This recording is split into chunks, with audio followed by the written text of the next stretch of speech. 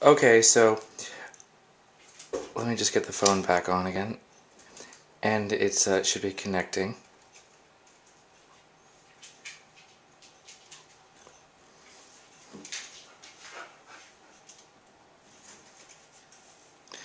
Okay, so now it says one student. So you have one student. Now, obviously, you could have 25 students on it if you want. And you can do this on the fly. You can do multiple choice, true and false, a short answer. Or they can actually type in an answer. We'll show that. You can do quizzes ahead of time. They can either be a teacher-based quiz or a student-based quiz. And, they have games. They give, space race to the choices you get. It gives you different choices. Select a save quiz, and you have numbers you can actually save. Like those are ones I was doing when I was testing it out. And if you start the quiz, randomize answers, disable, immediate right/wrong feedback, hide question explanations, and it's a save quiz you can do. You can do a student-based quiz, a teacher-based quiz. What we're going to do for this demonstration, we'll just do some sample questions. So we'll start with the multiple choice question.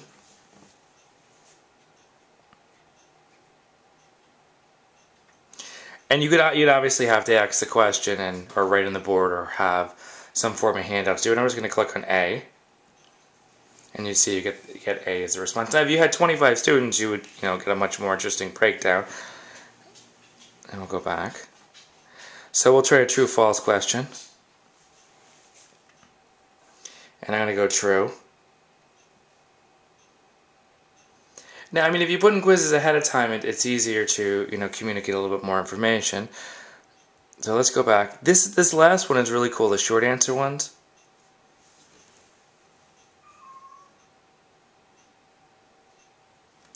Now, in this one, I can actually type something. I'll type the word hello, and I'll click done, and the word hello will come up. So you can ask a question and get a bunch of responses. Just be very careful with this with certain classes because, submit, I hit submit. Didn't hit, I thought I went through and it didn't. My finger isn't working because it used to be. Okay, now it says hello.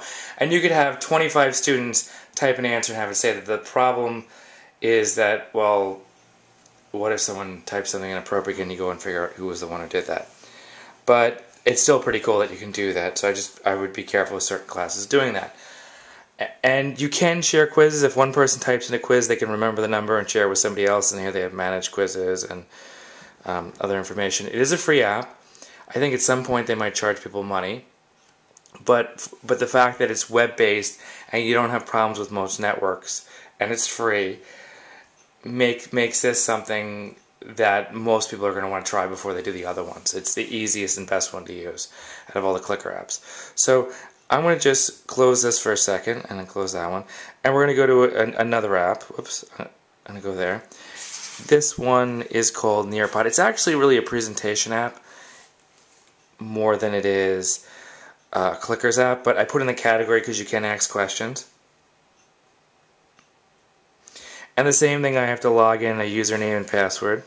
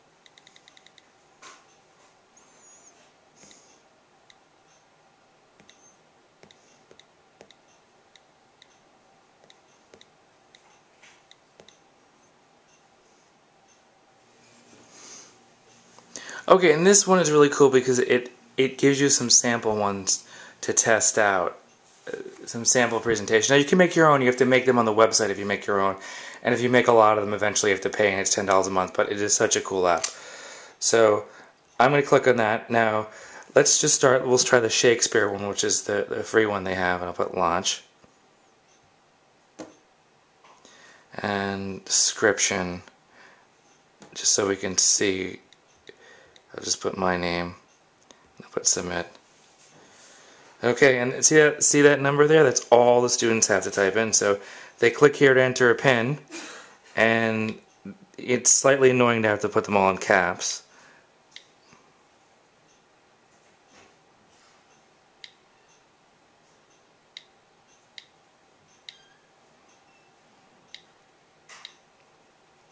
And then done. And then I'll go to the next one, and it says the same thing, and asking the students for their name, which is really good. The cool thing I find about this app is that when a student clicks off, it will tell you which student turned off the app. If you try to go to something else and not pay attention, it won't let you, because it will tell the teacher, which I think is like the coolest thing ever. And you can have, obviously, login IDs. And the student list will show up. John will solve, and my name will show up there and saying thank you on this one. So let's click on a question. This one, share.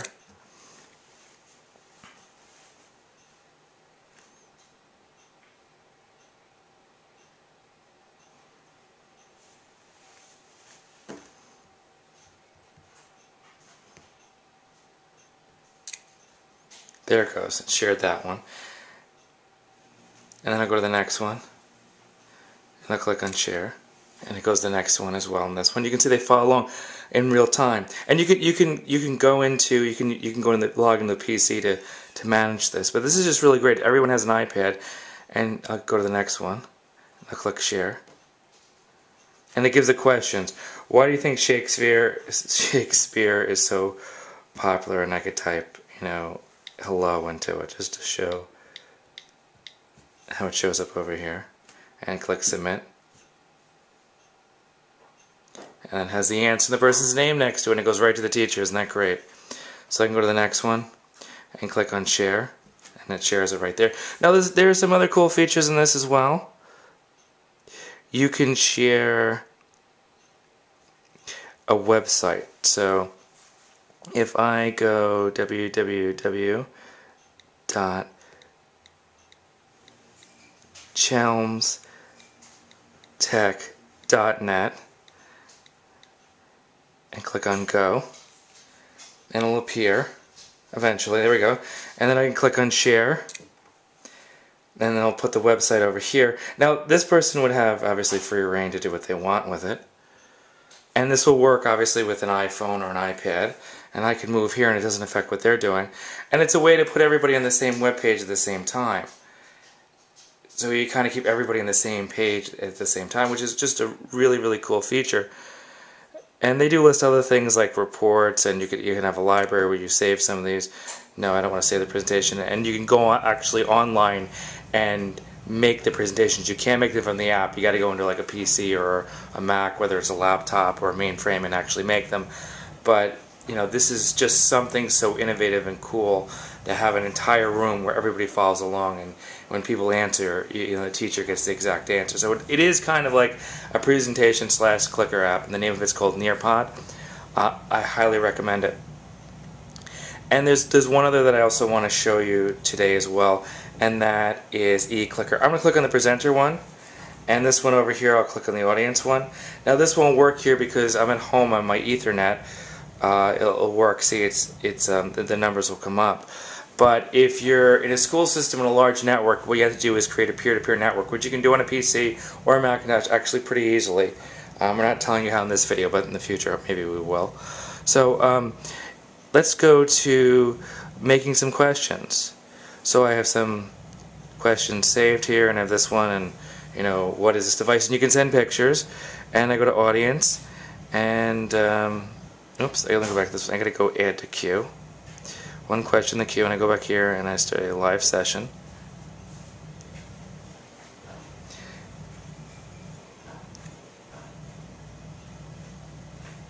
Now, sometimes I've seen it. Sometimes it will automatically connect. It's not now, so I have to type in that number.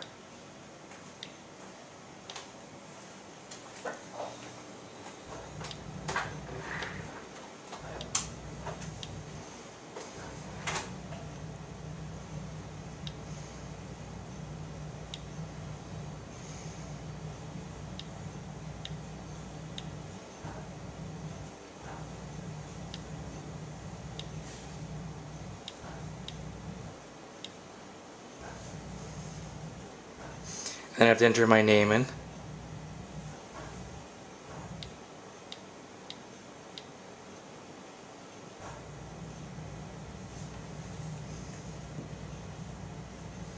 And you see it gives me the actual picture on it. And I'm going to pick the iPad. And you see no answer, but it should eventually, once I hit submit, it should come up on it said answer submitted. Then I click on John and it shows B. Now there are they give other types of questions. I can ask, is this guy blue, true or false? The same thing, I get it plus. And then I go back here and I go to next question. And well, is this guy blue? I'll put false just to be different this time. And it'll show the answer. And you would have swatches for all your different students on it, which is really great. You can have a bunch of students on at the same time. So let me go back to the questions one more time. You know, how old am I? Well, I don't have to answer that. 23. How's that sound? That's probably not the right answer. And see this little button here, you could duplicate a question. So you get the idea. You can insert pictures, and you can, you know, there's one picture we've used in the past. They do have some settings and things like that. It is, and it gives the results. It keeps track of stuff. It is a really cool app. The issue with this tends more to be, will this work on the large networks at school with all security? And if you do the fix, which they have on their website, the fix is to make a local, kind of like a Wi-Fi hotspot or a peer-to-peer network off your PC or your Mac. That's something you can do, but you better talk to the IT people, because if you're creating a new network at your school, you might not be very popular with them at the time. But if you can get past all that, this is an app. It's $14.99 for the presenter, and then the audience members are free. And you could have a group of people with their iPhones or their iPads answering questions in real time with pictures. Very cool app. This is John O'Sullivan. Thank you.